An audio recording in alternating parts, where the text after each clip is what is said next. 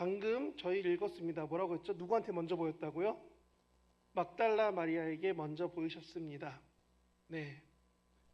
제목 보세요. 뭐라고 써 있습니까? 첫 증인은 누구였다? 여성이었다를 제가 증거하려고 합니다. 사랑하는 성도 여러분, 오늘은 부활의 첫 증인이 되었던 한 사람, 막달라 마리아를 묵상해 보려고 합니다. 성경을 읽다 보면은 마리아란 이름이 참 많이 나옵니다. 저희가 좋아하던 싫어하던 많이 듣는 한 분 이름 있죠. 그 예수님의 어머니이신 마리아, 베다니에서 향유를 부었던 마리아, 예수님에게 다가와서 발밑에서 말씀을 듣던 마르다의 동생 마리아, 그리고 여기에 누군가 겹치는 것 같은데 잘은 모르겠지만 나오고 있는 막달라 마리아까지요. 교회의 역사 속에서 이런 여러 마리아들은 한 사람인 것처럼 섞여서 설명한 적도 있습니다. 그래서 그런지 저도 어릴 때 교육받을 때 그 사람이 그 사람 같더라고요. 아, 귀신이 쫓아진 사람이 좋아서 예수님한테 와서 말씀을 듣고 이 사람이 좋아서 머리카락으로 이렇게 기름을 붓고 닦았나 보다라고 생각할 만큼 예전에는 한 사람이라고 말하던 때도 있습니다. 근데 사실 성경을 자세히 보면은 오늘 본문에서 말하는 이 막달라 마리아라는 한 사람의 이름이 뒤섞여 버린 결과물이 아니라 오늘 막달라 마리아는 참 중요한 사람이다 라는 이야기를 하고 싶다는 겁니다. 저희가 사실 성도 여러분, 이 막달라 마리아가 옛날 사람이 아니라 오늘 우리한테 어떤 의미인지 보려면 먼저는 옛날에 이 사람이 어떤지 먼저 봐야 됩니다. 성경에 이름이 나오는 사람은 생각보다 적습니다. 그런데 막달라 마리아의 이야기는 잔뜩 나오는데 그 사람의 관련된 이야기는 전혀 없습니다. 이 사람이 어디 출신인지, 부모가 누군지, 경제적으로 부유했는지, 가난했는지 이런 건 없어요. 그냥 막달라라는 지역에서 온 마리아라는 여성입니다 밖에 없습니다. 그래서 찾아보니까 누가복음 8장에 이렇게 써 있더라고요. 자막 한번 보여주시겠어요? 누가복음 8장입니다. 없나요?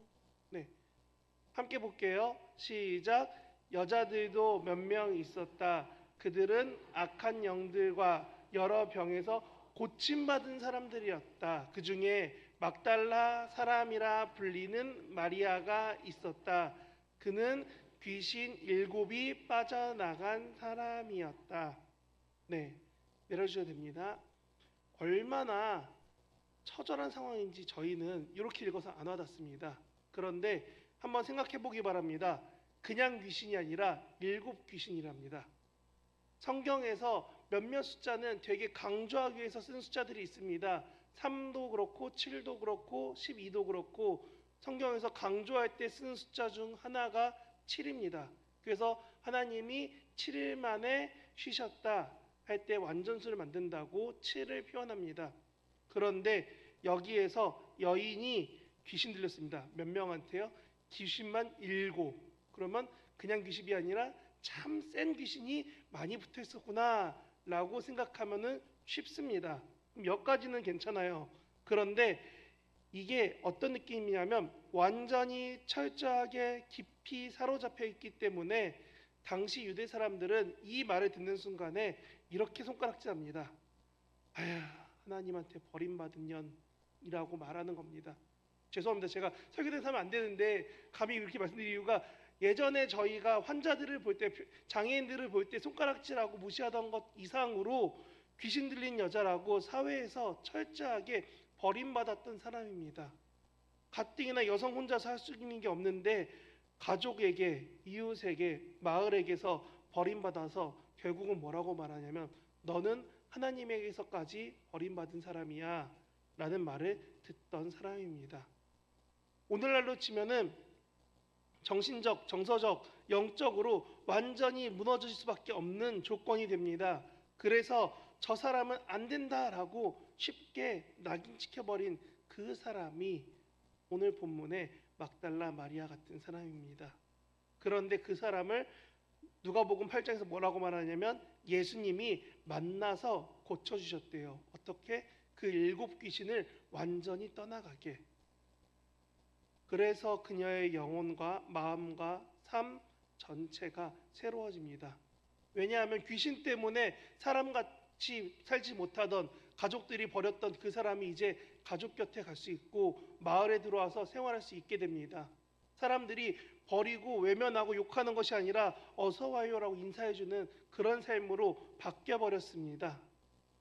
그러니까 이 마리아의 삶은 너무나 완벽하게 바뀌어버린 삶입니다. 성도 여러분, 여기서 우리는 분명한 복음을 봅니다. 예수님은 누구보다 깊이 무너진 그 사람을 먼저 찾아가서 가장 깊은 곳에 있는 그 사람을 건져주셨습니다. 그래서 세상은 실력 있는 사람을 찾고 괜찮아 보이는 사람을 뽑지만 예수님은 반대로 아무도 거들떠보지 않는 그 마리아 같은 사람에게 다가가셨습니다. 그 약한 사람을 살리시고 일으키시고 다시 쓰십니다. 그게 오늘 전하고자 하는 복음입니다. 귀신 들린 마리아가 고침을 받았습니다. 그리고 복음서는 여러 부분에서 그녀가 어떤 삶을 살았는지 말해줍니다. 아까 누가복음 8장 부분이 중요한 내용이 뭐냐면요, 예수님을 여성들이 섬겼다고 합니다. 근데 그 섬기는 사람들이 다 고침받은 사람들인데, 아까 8장 한 번만 다시 보여주시겠어요? 보시면 뭐라고 써있냐면 이렇게 써있습니다. 여자들도 몇 명 있었는데 그 중에 이 모인 사람들은 다 고침받은 사람이었고 고침받았기 때문에 그 중에 우리가 아는 마리아가 있었다. 이 말은 무슨 말이냐면 이들이 2절 이후에 3절에 보시면은 자기들 소유로 섬겼다고 합니다. 내려주셔도 됩니다. 예수님께서 고치어 주신 그 사람들이 결국은 예수님을 떠나지 않고 예수님 곁에서 섬기기 시작합니다. 우리도 하나님이 좋아서 하나님을 섬기기 시작한 사람들이 결국 교회를 떠나지 않고 교회에 있는 것처럼 돈과 시간과 마음을 들여서 예수님의 사역을 돕는 사람이 됩니다. 예수님이 무대 앞에 서 있을 때 무대에서 여러 사람들의 포커스를 받고 있는 그 때에 뒤에서 예수님과 제자들을 받쳐주는 숨은 동역자가 됩니다. 사실 예수님 주변의 남자 제자들은 12제자라고 우리가 많이 들어보게 됩니다. 하지만 마리아는 그런 이름 가운데는 있지 않습니다. 그리고 그렇게 이름은 안 나오지만 사실 예수님의 삶에 계속적으로 붙어 있고 함께 했고, 그러기 때문에 오늘 복음서에 나왔던 말씀처럼 부활을 가장 먼저 보고 경험한 사람이 됩니다. 성도 여러분, 우리 교회도 눈에 띄는 저 같은 목사 같은 사역자들도 있지만 교회가 세워지고 돌아가기 위해서는 여러분들의 기도와 여러분들이 섬겨주는 그 섬김과 그리고 헌금과 그리고 함께 하려고 마음 쏟는 그 모든 것 하나하나가 모였을 때 교회가 움직이게 됩니다. 저 혼자 여기서 떠든다고 교회가 이루어지지 않습니다. 함께 말씀 들으며 자리 지키며 기도하는 분들이 계셔야 교회가 교회답게 설 수 있는 것입니다. 막달라 마리아가 그렇게 예수님을 섬겼더니 멸시당하던 사람이 예수님께 사랑받은 이후에 누구보다 열심히 섬기는 사람이 되었습니다. 그래서 그런지 예수님이 십자가에 달렸을 때에 우리가 아는 그 유명한 제자들은 싸그리 도망갑니다. 우리가 잘 아는 베드로 아닙니다 하고 도망가잖아요. 그러고 나서 예수님 곁에 누가 있었는지 두 번째 마가복음 15장 자막 한번 보여주시겠어요? 마가복음 15장 40절 41절 함께 읽겠습니다. 여자들도 있었는데 멀찍이 떨어져서 지켜보고 있었다. 그 가운데 막달라 사람 마리아, 그리고 작은 야고보와 요새의 어머니 마리아, 그리고 살로메가 있었다. 41절이요. 그들은 예수님이 갈릴레아에 계실 때에 예수님을 따라다녔고 섬기던 사람들이다. 예수님과 함께 예루살렘에까지 올라온 다른 여자들도 많이 있었다. 아멘. 마가복음 15장 상황이 언제냐면요, 예수님이 십자가에 달리셨어요. 제자들은 다 없는 것처럼 표현됩니다. 그런 그때에 조금 멀찍이, 어쩌면 우리 예배당 정도 거리 되는 쯤에서 예수님의 얼굴은 보이지만 제대로 가까이 못 가는 그 상황에서 여성들이 몇 명 서 있었습니다. 근데 그 자리 지킨 사람이 누구다? 막달라 마리아가 있었다라고 말합니다. 그녀는 십자가를 끝까지 지켜본 사람입니다. 한번 생각해 보십시오. 가장 사랑했던 분이 가장 고통스러운 방법으로 죽어가고 있는데 그 자리를 묵묵히 바라보고 있습니다. 끝까지 바라본다는 건 얼마나 힘든 일일까요? 차라리 눈을 돌리고 싶고 집에 가 숨어서 울고 싶을 겁니다. 못 보겠다. 나도 도망갈래. 라는 마음도 커질 수밖에 없습니다. 그런데 그 마리아는 그 자리를 떠나지 않았습니다. 왜일까요? 의무감 때문도 아닐 것 같습니다. 그녀는 제자의 호칭도 받지 못했습니다. 그저 예수님이 좋아서 자기를 살려주신 예수님이, 자기를 사람답게 살게 해주신 예수님이 너무 좋아서 그 끝을 바라보고 지키고 함께하고 싶었습니다. 그런데 우리도 이와 같이 신앙을 지키고 있지 않습니까? 교회에 나오라고 해서 나오고 습관처럼 예배드리면은 주일날 어느 순간 사라져 있습니다. 그렇지만 정말 나를 사랑하신 예수님을 생각하면은 결국은 하나님 앞에 나오는 게 망설임이 아니라 와야 될 이유가 됩니다. 막달라 마리아는 그런 사랑으로 십자가를 끝까지 바라봤습니다.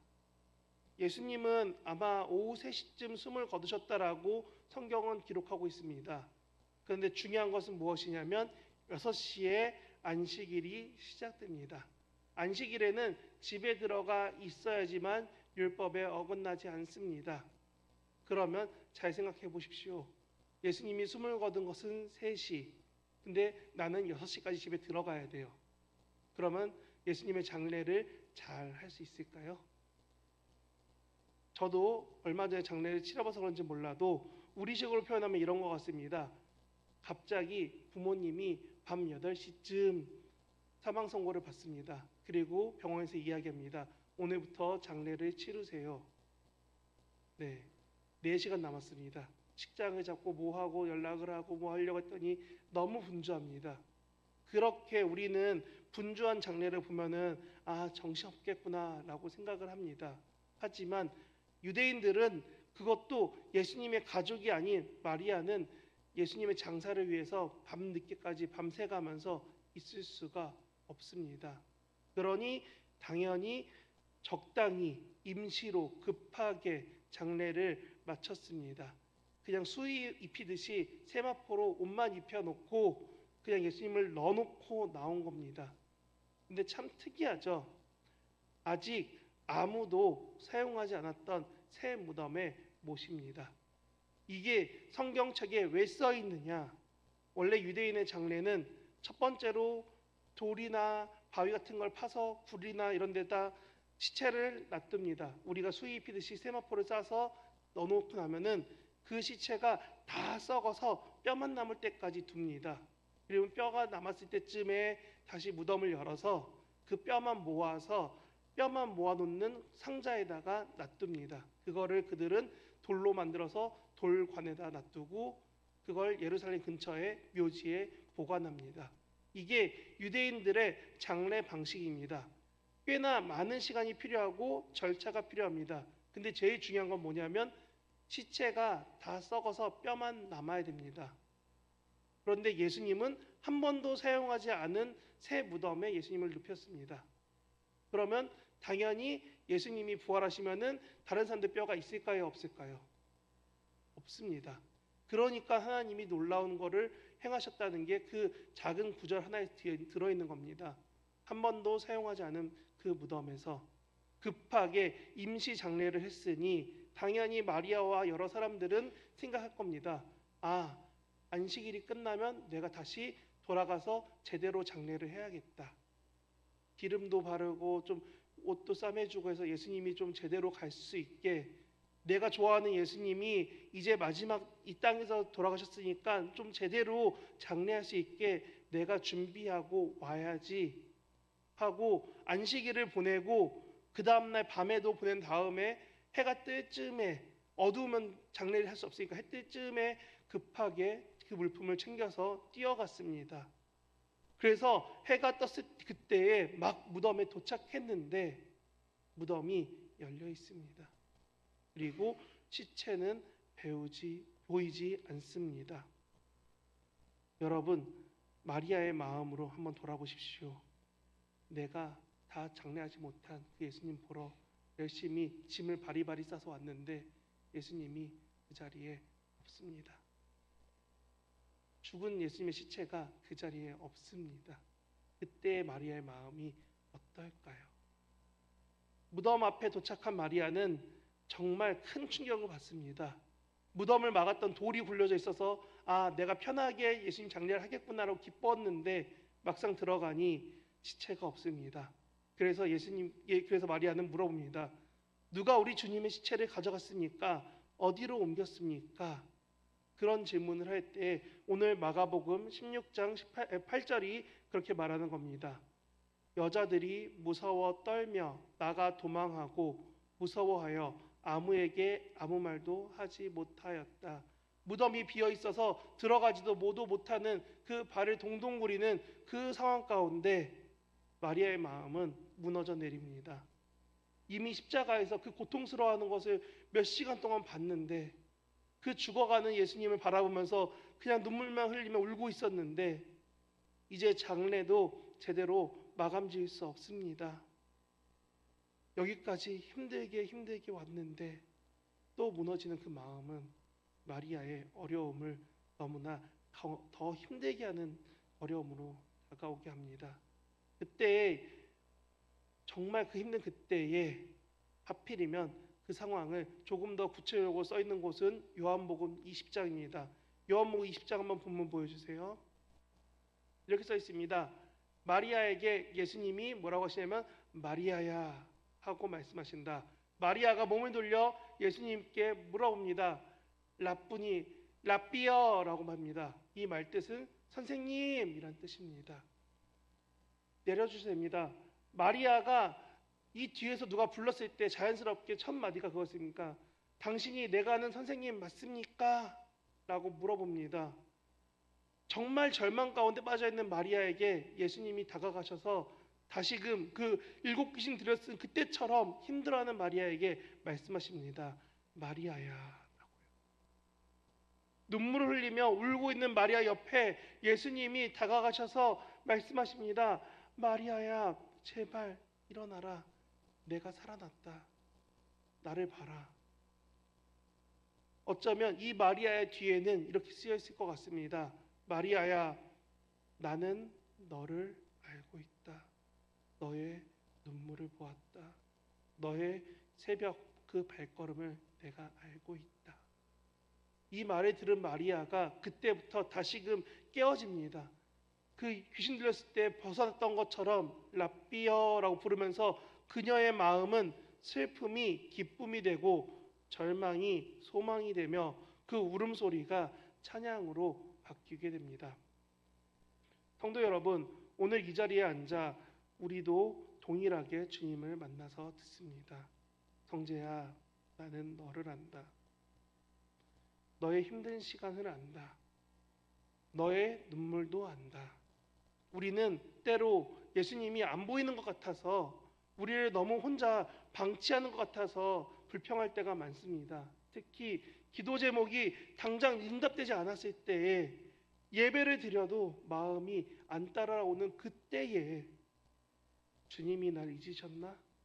아니면 나는 그냥 교회 잘 다니니까 하나님이 나를 그냥 버려두시나? 이런 마음 들기도 합니다. 하지만 부활하신 예수님은 먼저 설명하지 않으시고 논리적으로 설득하지도 않으시고 먼저 이름을 부르십니다. 그러고 말씀하시죠. 나는 너를 알고 있다. 나는 지금도 너와 함께 있다고요. 부활의 첫 장면은 화려한 기적쇼가 아니었습니다. 울고 있는 한 여인과 그 이름을 부르는 예수님과의 조용한 대화였습니다. 그래서 바울은 이렇게 표현합니다. 고린도전서 자막 한번 보여주시겠어요? 이렇게 표현합니다. 가운데부터 읽겠습니다. 지혜로운 사람들을 창피하게 하시려고 한 것입니다. 또 세상의 약한 것들을 하나님이 선택하셨습니다. 힘센 것들을 창피하게 하시려고 한 것입니다. 네, 말씀처럼 하나님은 약한 자를 선택하셨습니다. 힘세고 강한 사람들을 부끄럽게 하시려고요. 하나님은 이 약하고 연약한 마리아를 먼저 만나 주셨습니다. 왜냐하면 그 사람 때문에 분명히 회복될 미래가 분명히 하나님은 계획하고 계셨거든요. 그래서 마리아가 부활의 첫 증인이 된 것은 정말 우연이 아니라 은혜입니다. 이제 중요한 질문을 던집니다. 왜 하나님은 하필 막달라 마리아를 부활의 첫 증인으로 세웠을까요? 당시 유대 사회에서 여인은 법정 효력이 없는 증인입니다. 당시 유대 사회에서 여인은 사람으로 취급되지 않고 재산으로 분류될 때가 더 많던 사회였습니다. 그런데 그런 여인 중에 어떤 여인이냐면 귀신 들려서 과거가 불순한 손가락질 받는 여인입니다. 사람들이 더 쉽게 무시하고 외면하는 그 사람입니다. 사람들은 말합니다. 그 사람 말은 믿을 수가 없어. 왜? 귀신 들렸으니까. 사람들 기준으로 보면 부활의 첫 증인은 아마도 베드로여야지 더 좋을 것 같습니다. 그래야지만 교회의 기둥이 더 든든히 쓸 것 같거든요. 혹은 요한복음을 쓴 요한이 됐다면 더 그럴듯해 보입니다. 하지만 하나님은 사람들 보기에 가장 약한, 가장 불리한 조건에 누가 봐도 저 사람은 아니야 하는 그 사람을 택하셨습니다. 그리고 그 사람을 부활의 첫 증인으로 세우셨습니다. 왜냐하면 복음은 능력이 있고 완벽한 사람만 위한 소식이 아니라 완전히 무너진 사람에게 먼저 찾아오는 소식이라는 걸 보여주기 위해서입니다. 부활의 증언은 신뢰성이 증인의 사회적 지위나 스펙에 달려있는 것이 아니라 부활하신 예수님이 정말 살아계신가를 보여주는 사람에게 그 부활의 증언이 힘이 있다는 것입니다. 그렇기 때문에 오늘 우리도 내가 부족하다고 느끼는 우리도 동일하게 부활의 증인으로 부르심받았다는 사실을 기억하시기 바랍니다. 마리아가 예수님을 만나고 제자들에 다가가 말합니다. 내가 주를 보았다라고 합니다. 귀신 들린 내가, 그런 과거를 가진 내가 주님을 보았다. 사람들에게 버림받았던 내가, 십자가 아래에서 예수님 바라보고 울고 있던 내가, 무덤 앞에서 절망하던 내가 예수님을 보았다라고 말합니다. 성도 여러분, 부활신앙은 예수님이 부활하셨대 라고 소문을 믿기만 하면은 그것은 복음을 접한 사람입니다. 예수님이 살아계셔서 지금 내 삶에 이렇게 역사하신다라는 고백이 묻어나오고 말할 수 있어야 내가 예수님을 보았다라고 말하는 것입니다. 그래서 우리 각자에게도 이 한 문장이 필요합니다. 내가 주님을 만났습니다. 내가 주님의 은혜를 경험했습니다. 내가 주님의 도우심을 보았습니다. 우리도 모두 누군가에게 예수님을 알게 된 것처럼 우리도 누군가에게 그런 예수를 증거할 수 있으면 좋겠습니다. 이제 우리가 누군가에게 말로 복음을 전하고 기도로 이 사람을 붙들어주고 더 예배 자리 지키며 복음을 드러냈으면 좋겠습니다. 그러면 우리가 막달라 마리아처럼 과거의 상처도 힘들어도 하나님이 우리를 사용하실 겁니다. 말씀은 맺습니다. 막달라 마리아 이야기는 한 여인의 회복이지만 오늘 우리 모두의 이야기이기도 합니다. 상처받고 버림받고 무너진 우리를 예수님이 먼저 찾아와서 고쳐주셨습니다. 그리고 우리를 세워주셨고 우리를 부활의 증인으로 보내십니다. 그리고 오늘도 우리의 이름을 부르십니다. 나는 너를 알고 있다. 너의 눈물을 알고 너의 고통을 안다. 그리고 나는 너를 나의 증인으로 세우겠다. 우리가 이렇게 하나님 바라보는 그런 우리 되기 원합니다. 기도하겠습니다.